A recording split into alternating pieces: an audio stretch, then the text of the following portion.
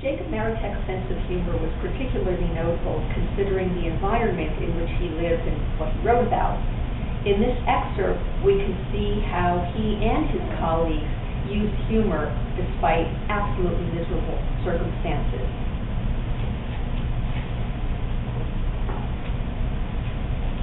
After 4 days and nights of steady bombardment, a frightening thing began to happen.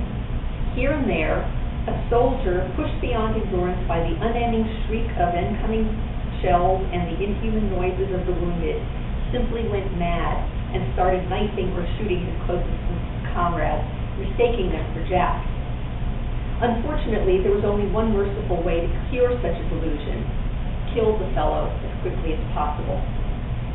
Owing to everyone's stinginess with ammunition, this was usually done with a knife.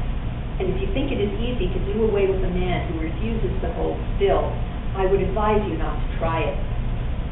One day, after shivering through 17 straight hours of shelling, my ears still ringing with screams from a nearby trench that had taken a hit, I felt my own composure waver.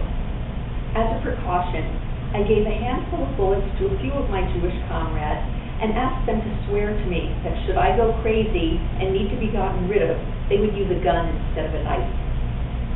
Some of our boys, who had remained in yeshiva longer than I had, impressed upon me that, speaking in the abstract, since what I requested was forbidden by Jewish law, death by knife with 2 smooth strokes, one severing the gullet, one the windpipe, was far more swift and painless than death from a bullet wound, which is why it was the Talmud's prescription for the humane slaughter of animals.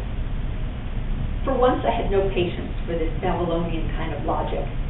In fact, ready to do the job before Glasnik, with his superior knowledge of Talmudic law, as he hadn't run away from yeshiva before the age of 13, could weaken my resolve, I fumbled for my revolver. Glasnik looked at the weapon and shook his head.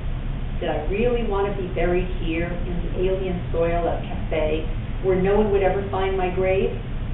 Was my determination so feeble that I was afraid I'd change my mind if we waited until we got to a town large enough to have a Jewish cemetery, where at least I'd be able to receive a proper Jewish burial? Glasnik promised that if I'd wait to kill myself like a proper, God-fearing Jew, he would personally dig my grave and say Kaddish for me. In fact, if the conditions were attractive enough, he might even keep me company and shoot himself as well.